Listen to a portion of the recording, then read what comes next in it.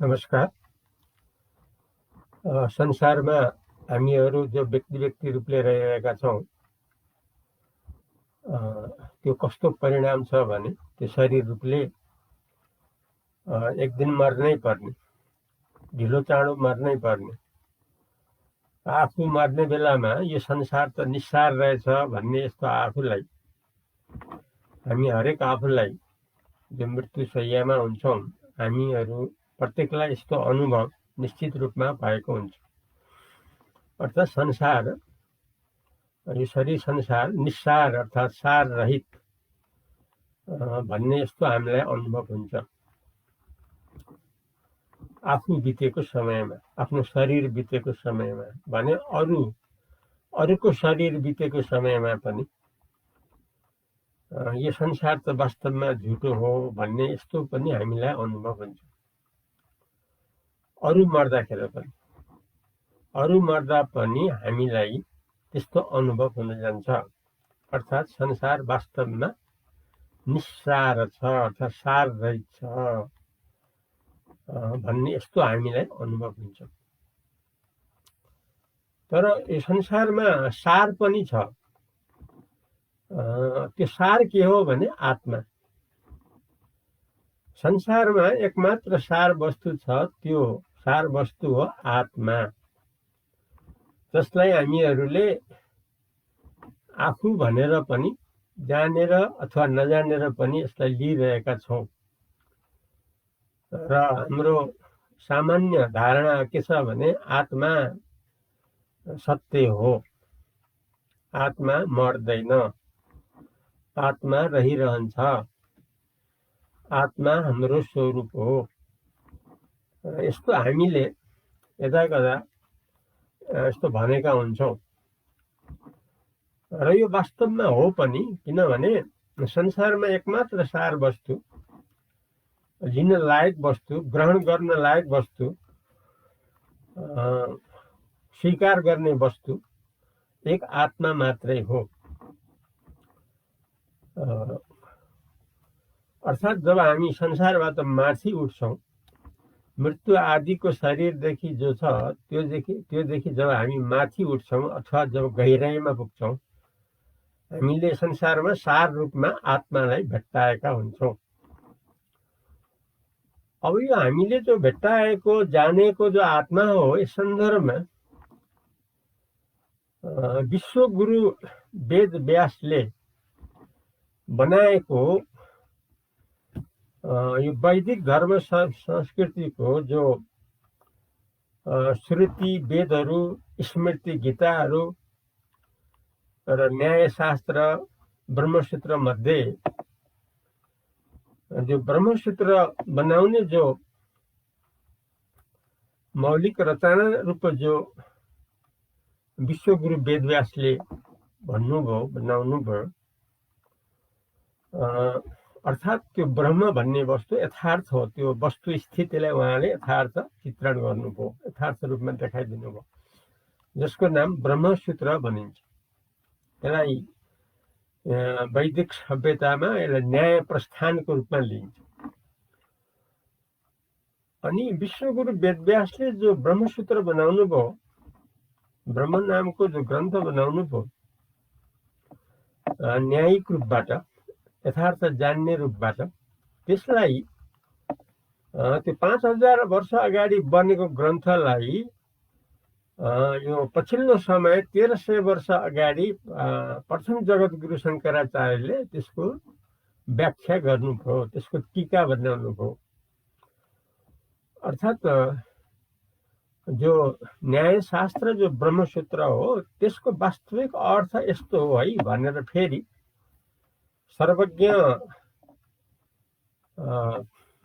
प्रथम जगद्गुरु शङ्कराचार्यले त्यसको व्याख्या अर्थात् टीका बनाउनु भयो। र त्यही सन्दर्भमा लिएर उहाँको प्रधान शिष्य सुरेश्वराचार्यले भामती नाम दिएर त्यसको विशेष उल्लेख गर्नुभयो। र त्यही सन्दर्भमा सुरेश्वराचार्य जो हो फेरि अर्को जुनी वाचस्पति मिश्रको रूपमा आइकन फेरि त्यो जो प्रथम जगद्गुरु शङ्कराचार्यले जो टीका बनाउनु भएको थियो ब्रह्मसूत्रको, त्यस बारेमा विशेष रूपमा लेख्नुभयो। त्यसको टीका, त्यो टीकालाई भनिन्छ जबसम्म यो सूर्य चन्द्र रहन्छ तबसम्म वाचस्पति मिश्रले बनाएको जो त्यो टीका हो ब्रह्मसूत्रको, त्यति बेलासम्म पनि रहिरहनेछ भन्ने यस्तो पनि भनिएको छ।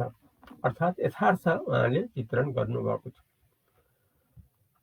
अब यी सबै अर्थहरूलाई ख्यालमा राखेर त्यसपछि सर्वज्ञात्म मुनि नामकोले त्यसबारे फेरि अरू स्पष्ट रूपमा सरल रूपमा संक्षेप शारीरिक ग्रन्थ नामबाट हामी संसारलाई दिनुभयो। त्यसमा प्रथम अध्यायको प्रथम सूत्रमा प्रथम श्लोकमा के भन्नुभएको छ भने,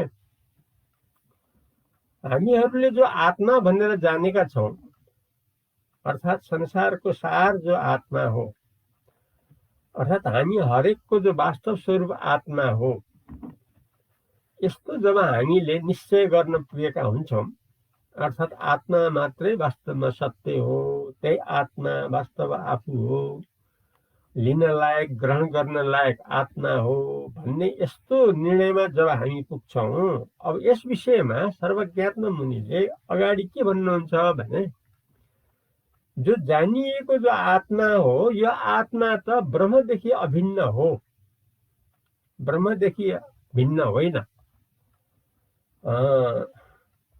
भनिकन जसले आत्मालाई निश्चय गर्नुभएको छ उहाँले ब्रह्मलाई सजिलै जान्न सक्नुहुन्छ भनेर यसरी ब्रह्मको बारेमा, अर्थात् जो शीर्षस्थ मूल शब्द जो ब्रह्म हो, अर्थ पनि जो आत्माको पनि सर्वव्यापक र अद्वितीय परिपूर्ण वस्तु जो ब्रह्म हो, त्यो ब्रह्म र आत्मा भिन्न होइन, अर्थात् आत्मा ब्रह्मदेखि भिन्न होइन, ब्रह्मदेखि अभिन्न हो भनेर यसरी आत्मा जान्नेहरूलाई ब्रह्ममा पुर्याइदिनु भएको छ। त्यो प्रथम श्लोकबाट सर्वज्ञात्म मुनि, अर्थात् जसले यथार्थ आत्मा हो, आत्मा आफ्नो स्वरूप हो, आत्मा नै अमर हो, परिपूर्ण हो, कहिले पनि नमर्ने सधैँ रहिरहने परिपूर्ण जो आत्मा हो, यो हो आफ्नो स्वरूप भन्ने यस्तो जसले निश्चय गर्नुभएको छ, उहाँलाई के भन्नुहुन्छ भने, यस्तो आत्मा त ब्रह्मदेखि अभिन्न हो, ब्रह्मदेखि भिन्न होइन। ब्रह्म भनेको यथार्थ परिपूर्णता ब्रह्म परमात्मा पशुपतिनाथ सर्वे सर्वा, यस्तो जो सर्वप्रभु हो, सर्वाधिष्ठान सर्व मालिक सर्वे सर्वा जो हो ब्रह्म, त्यो ब्रह्म आत्मादेखि, अर्थात् आत्मा ब्रह्मदेखि भिन्न होइन भनेर यसरी ब्रह्ममा पुर्याइदिनु भएको छ आत्माको भावना गर्नेहरू। यस्तो कुरा सर्वज्ञात्म मुनिले हामी सबैलाई देखाउनु भएको छ। अर्थात् आत्मा हो ब्रह्म, यसरी आत्माको ब्रह्मसँग सम्बन्ध गराएर आत्मालाई परिपूर्ण ब्रह्ममा परिणति गराइदिनु भएको छ। अब ब्रह्म भनेको के हो, कसो हो भन्ने सन्दर्भमा, ब्रह्म भनेको एक अद्वितीय परिपूर्ण परब्रह्म स्वरूप हो, यो सच्चिदानन्द स्वरूप हो, यो भगवान शिवको साक्षात स्वरूप हो र आत्मा आफू हो भनेर जसले निश्चय गर्नुहुन्छ र यस्तो निश्चय गर्नेलाई ब्रह्मदेखि अभिन्न भनिकन जो बताइएको छ त्यो श्लोकमा, यसरी हरेक आत्मा जान्नेको लागि ब्रह्ममा सजिलै धारणा गर्न सक्ने यस्तो त्यहाँ देखाइदिनु भयो। अर्थात् जसले आत्मा भनेर अनुभव गरिरहेको हुन्छ उसले ब्रह्म हुँ भन्न पनि सक्ने हुन्छ भनिकन ब्रह्म भावमा पुर्याइदिनु भएको छ। यसरी ब्रह्म भावमा पुग्नु भनेको के हो भने, जो जो संसार निस्सार छ, सार रहित छ, त्यसको सार त आत्मा भयो। अर्थात् संसार असार भए पनि, सार रहित भए पनि संसारमा रहँदा जान्न सकिने जो आत्मज्ञान हो, केवल आत्मा सार रूपमा देखियो, यथार्थ रूपमा देखियो भने त्यो आत्मालाई फेरि यो आत्मा त ब्रह्मदेखि अभिन्न हो, ब्रह्मदेखि अभेद हो भनिकन ब्रह्ममा पुर्याइदिनु भयो। यसरी आत्मा जान्ने हामीहरूलाई ब्रह्ममा पुर्याइदिएको छ त्यो श्लोकले। ब्रह्म भनेको अविनाशी, अद्वितीय, परिपूर्ण स्वरूप हो, जो सधैँ एकनाशले रहिरहन्छ, जो सर्वव्यापक हो। जस्तो दृष्टान्तमा अब कोठाभित्रको आकाशलाई कोठाको आकाश भनिन्छ भने कोठा बाहिरको खुल्ला आकाशलाई महाकाश भनिन्छ। अब जान्ने मान्छेले, ज्ञाताले के भन्नुहुन्छ भने कोठाभित्रको जो खाली आकाश हो त्यो आकाश र कोठा बाहिरको जो ठुलो आकाश हो त्यो त एउटै हो। किनभने जहाँ हाम्रो कोठाको भावना हुँदैन तब त्यो कोठाभित्रको आकाश त हाम्रो खुल्ला आकाशसँग एकता भइहाल्छ, मिलिहाल्छ। त्यो कोठाले गर्दा पो कोठाभित्रको आकाश र कोठा बाहिरको ठुलो आकाश भन्ने यस्तो सामान्य भेद रूपले हामीले माने तापनि व्यावहारिक रूपमा यथार्थमा त त्यो बाहिरको ठुलो आकाश र कोठाभित्रको आकाश त भिन्न त होइन, वास्तवमा एउटै हो। त्यो गुण स्वभावमा त केही फरक छैन। त्यो कोठाको आकारले गर्दा हामीले कोठाभित्रको आकाश र कोठा बाहिरको आकाश भन्न यसरी हामी पुग्ने हुन्छौँ तापनि यदि हामीले कोठा भत्किएपछि अथवा कोठा नबनाउँदैको स्थितिले हामीले सम्झौँ भने त्यो आकाशमा त दुई भाग त छैन, थिएन पनि, भविष्यमा पनि हुन्न, अहिले पनि वास्तवमा छैन। किनभने त्यो भित्र र बाहिरको आकाश त एउटै हो। त्यस्तै गरिकन हामीहरूले आत्मालाई आफूभित्र भन्ने यस्तो सोचेर मानिलिए तापनि हामी भित्र भएको जो आत्मा र सर्वव्यापक रूपले रहेको जो परमात्मा रूप जो परब्रह्म हो त्यो वास्तवमा भिन्न होइन। यसरी हामीले जो आफूलाई आत्मा भनेर जानेका हुन्छौँ त्यो आत्मा सर्वव्यापक परमात्मामा एकता भइकन एक अद्वितीय परमात्मा परब्रह्म भनिकन हामीहरूले अनुभव गर्न सक्ने हुन्छौँ। यसरी हाम्रो परिणति आत्माबाट परब्रह्ममा हुन जान्छ। अर्थात् हाम्रो स्वरूप हो ब्रह्म। ब्रह्म भनेको एक अद्वितीय, परिपूर्ण, सनातन, सधैँ एकनाशले रहिरहने वस्तु, यथार्थ वस्तु, जसमा कहिले पनि परिवर्तन हुँदैन, नाशवान हुँदैन। यसरी हामीलाई त्यो प्रथम श्लोकले संक्षेप सारी ग्रन्थको जो सर्वज्ञात्म मुनिले जो व्याख्या गर्नुभयो ब्रह्मसूत्रको, त्यसले पहिलो वाक्यले नै हामीलाई आत्माबाट ब्रह्ममा पुर्याइदिएको छ र यसरी हाम्रो स्थिति ब्रह्ममा हुन जान्छ। अब ब्रह्मको स्थिति कस्तो हो भन्ने सन्दर्भमा त्यहाँ आनन्दै आनन्द छ, केवल आनन्द छ। त्यहाँ आनन्द बाहेक अरू केही छँदै छैन। यसरी जो ब्रह्मज्ञानीहरू हुनुहुन्छ अथवा ब्रह्मरूपले स्थित जो महापुरुषहरू हुनुहुन्छ उहाँहरूको स्थिति आनन्दै आनन्द हो। अथवा जसले आनन्दै आनन्दमा सधैँ रहिरहन चाहनुहुन्छ उहाँहरूलाई एउटै उपाय के हो भने आत्मज्ञान गरेर ब्रह्म रूपमा परिणत भएर ब्रह्म रूपले रहिराख्नु।